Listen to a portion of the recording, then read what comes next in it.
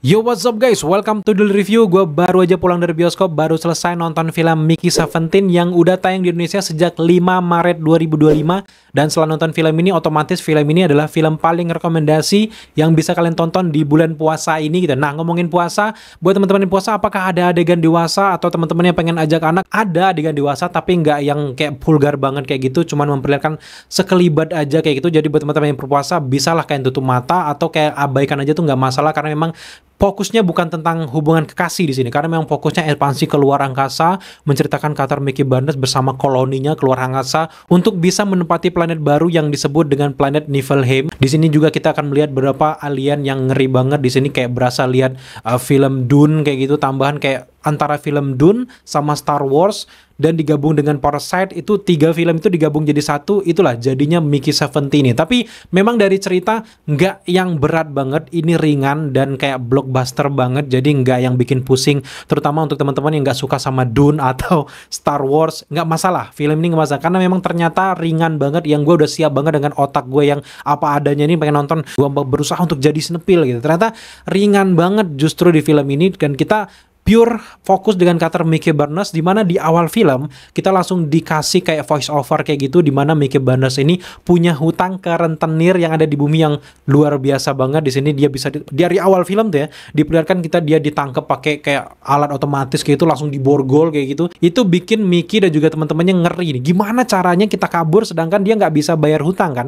Nah, kebetulan lagi ada program untuk kolonisasi keluar angkasa, merekrut banyak orang untuk bisa hidup di planet yang baru. Disinilah Mickey dan temannya mendaftar, dan Mickey ini ternyata yang bikin lelucon di sini adalah dia nggak sengaja daftar ke Project Expendable, di mana project ini adalah nggak ada yang berani ngambil karena ini project dari orang yang sanggup di cloning untuk beberapa percobaan. Sehingga kalau orang masuk ke Project Expendable ini, misalnya lu meninggal, lu bakal ditransfer lagi otaknya di kenangan terakhir, di print lagi tubuhnya, datang lagi Mickey 2. Kemudian juga kalau orang pengen tes dia di luar angkasa apakah radiasi itu sebegitu berbahayanya, tuh Mickey yang kedua tuh langsung tes aja. Tapi meninggal, di print lagi dari memori ingatan terakhir jadi Mickey 3, makanya sampai ke Mickey 17 karena udah 17 kali dia di print dari percobaan-percobaan itu. Dan kita akan lihat dari awal sampai akhir film. Yang bikin kocak dari film ini terjadi di babak kedua sampai ketiga, di mana di pertengahan film kita akan melihat Project Mickey 17 ini sedang melakukan sebuah kayak perjalanan percobaan untuk mengarungi sebuah planet Niflheim ini, di mana Niflheim ini kan kayak planet salju kayak gitu. Dia akan mencari apakah ada penunggunya di sini, apakah ada alien di sini. Ternyata ada, dan terakhir dia langsung jatuh ke bawah lubang yang besar, langsung berdarah kayak gitu, dan temennya ngeliat, wah ini bakal meninggal nih, print aja yang baru dengan ingatan yang terakhir gitu. Ternyata Mickey 17 yang dianggap tadi meninggal justru diselamatkan sama makhluk yang dinamakan Creeper itu, dan dia balik ucuk-ucuk datang balik ke markasnya, dan dia dengan santainya masuk ke kamarnya kayak gitu, dan tiba-tiba dia menemukan bahwa orang-orang laboratorium menganggap dia udah meninggal, di print lah cloningan tersebut, dan ada dua Mickey di sini, dan ini sangat-sangat terlarang yang disebut dengan kayak fenomena multiple, dan ini sangat terlarang di dunia cloningan kayak gitu. Dan akhirnya disinilah masalah utama terjadi. Dari babak 2 sampai 3 kita akan melihat dua Mickey yang berbeda. Kalau Mickey 17 itu kayak lebih lemah lembut, kayak ceroboh, beda banget dengan Mickey 18 di mana dia lebih agresif, nggak mudah dibodoh-bodohin, keras kayak gitu. Karena setiap lahirnya Mickey, dimulai dari Mickey 2, 3, 4, 5 tuh setiap Mickey itu berbeda-beda gitu, dan nggak ada sifat yang sekeras Mickey 18 ini guys. Dan kita akan melihat bagaimana chemistry antara Mickey 17 dan juga Mickey 18 ini, gimana dia bisa kayak chaos yang terjadi di sini. Itu menarik banget gitu ya. Yang menarik juga di sini adalah pemimpin koloni ini adalah Kenneth Marshall yang diperankan oleh Mark Ruffalo, dan gue seneng banget di sini dengan kayak tampilan gigi-gigi tonggosnya gitu, kayak dia antara otoriter tapi dikendalikan sama cewek. Itu kan isu sosial ya. Dan di sini menarik banget antara hubungannya ketika dia pengen memusnahkan Mickey yang udah terjadi konsep multiple itu. Dan kita akan melihat dari awal sampai akhir film kecerobohan-kecerobohan dari Kenneth Marshall ini justru bikin kita benar-benar kayak gedek sendiri gitu. Jadi itulah gambaran dari bagaimana cerita yang akan disajikan dari Mickey 17 ini, dan secara keseluruhan gue sangat puas dari segi penulisan dari skrip dan juga konklusi dan juga bagaimana akhir dari filmnya. Tapi memang ada beberapa PR-PR yang menurut gue agak ngeganjel yang nanti akan kita bahas di akhir film. Tapi setelah menyaksikan film ini, yang positifnya adalah dari awal gue lihat kayak Robert Pattinson buka kacamatanya itu di salju, dibuka, itu gila, gue langsung salut, gila sinematografinya keren banget. Dari awal film hooknya itu ngena, visual hooknya itu bener-bener dapet dan pengen gue bener-bener kayak semangat menyelesaikan film ini gitu. Dan bener aja dari awal sampai akhir film kita bener-bener kayak melihat sosok Mickey Barnes yang keren banget. Kalau teman-teman taunya Robert Pattinson memerankan Twilight yang kaku banget itu gitu, bahkan terakhir dia memerankan kayak Batman Bruce Wayne yang cukup kaku juga, penggambarnya cool. Dan yang terakhir gue tonton tuh ya yang di Mercusuar yang hitam putih di situ kan, yang sama si pemeran si Green Goblin itu, gue lupa judulnya apa, itu gue nonton juga. Ini berbeda banget dengan film-film yang pernah dimainkan sama Robert Pattinson. Auranya, gaya nada bicaranya, kayak bodoh-bodohnya itu bener-bener kayak belum pernah gue temuin kayak acting Robert Pattinson sekeren ini. Kita merasa bener-bener terbanting gitu. Yang tadinya kita merasa kayak Robert Pattinson, wah Batman nih, Bruce Wayne, gila. Ini pasti kayak auranya dapat banget. Ternyata di sini berbanding terbalik 180 derajat, dia jadi kayak orang bodoh banget. Terbukti dengan dia salah milih program expendable itu yang nggak semua orang mau milih project expendable, project cloningan ini. Dia tiba-tiba dengan bodohnya diambil aja tuh project dan orang kaget, waduh, beneran ada yang mau ngambil. Akhirnya dia jadi orang yang di-cloning terus menerus, sehingga ada jargon yang unik banget dan ikonik dari film ini adalah gimana rasanya mati sih Mickey gitu. Dan orang-orang tanya gimana rasanya meninggal, gimana rasanya mati gitu. Dan itu juga sebenarnya kita tanyain gimana rasanya mati, tapi dari awal sampai akhir film kita nggak dijelaskan gimana matinya tuh tercekek, dada lu bakal berhenti, enggak, tapi kayak tersirat, berat deh kalau mati gitu. Itu yang bikin penasaran di awal sampai akhir film.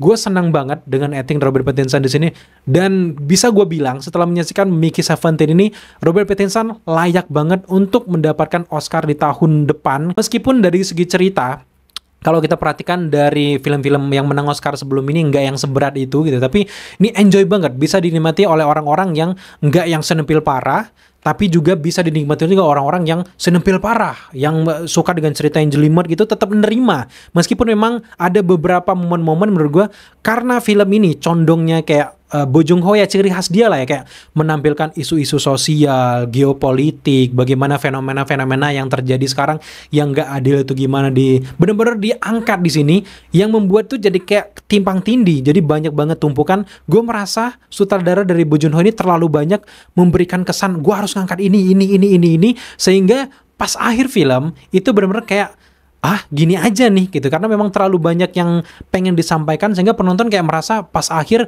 kayak nggak ada kesimpulan apa-apa gitu, cuman gitu doang. Ternyata menurut gue di akhir film rasanya kayak kurang garam nih kalau sayur gitu. Tapi memang gue ngerti maksud dari Bong Joon-ho ini adalah termasuk juga menyampaikan ke kita kan, banyak manusia sekarang itu yang tidak nyaman dengan orang baru ataupun orang asing. Di sini digambarkan dan mereka nggak nyaman dan nggak mau negosiasi apa-apa, padahal mereka nganggap orang asing itu jahat, padahal memang orang asing tersebut justru si Creeper ini justru baik banget, bisa nolong si Mickey 17 gitu.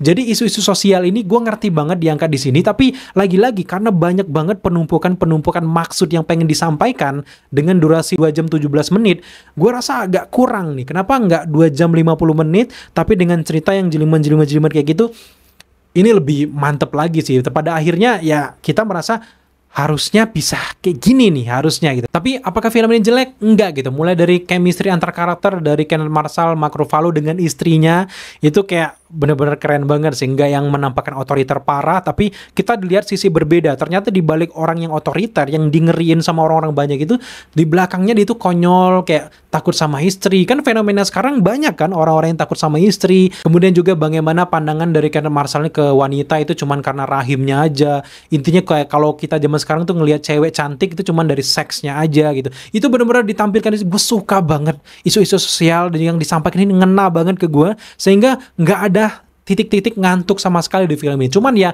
ketika kita lagi serius, lagi-lagi pas ending, kenapa kayak gini doang sih gitu, karena harusnya kayak gitu aja. Tapi ya namanya manusia kayak gue kan nggak ada puas-puasnya gitu. Tapi gue minta balik lagi ke kalian, kalau kalian udah nonton Mickey 17, apakah kerisauan gue itu sama kalian? Silahkan kalian tambahkan di kolom komentar di bawah. Tapi balik lagi dari segi audio, visual, sinematografi, gue suka banget dari menit awal sampai akhir. Dan kayak teknik-teknik narasi yang diceritakan, yang mempersingkat cerita ini juga gue cukup suka. Meskipun kadang gue gak suka ya, dubbing-dubbing narasi-narasi menjelaskan penonton kayak seolah-olah penonton bodoh gitu. Kenapa gak bikin itu? Tapi di sini entah gue cukup suka gitu. Dari sinematografi gue suka banget. Ya ciri khas kalau teman-teman udah nonton Parasite, warnanya kurang lebih sama gitu ya. Bahkan gue merasa film ini udah sekelasnya 11-12 sama Star Wars era sekarang sih, karena memang mulai dari ekspansinya kayak luar angkasa itu dapat banget gimana sih Mickey di luar angkasa lagi jadi astronot tangannya patah kayak gitu.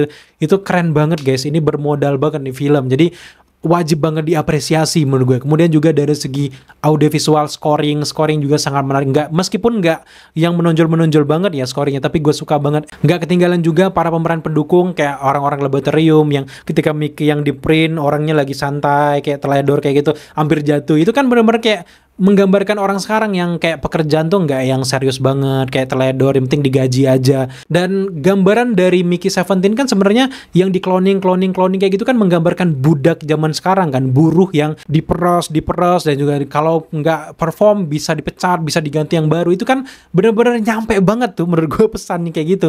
Yang menyelamatkan film ini menurut gue ya dalam banyak hal gitu.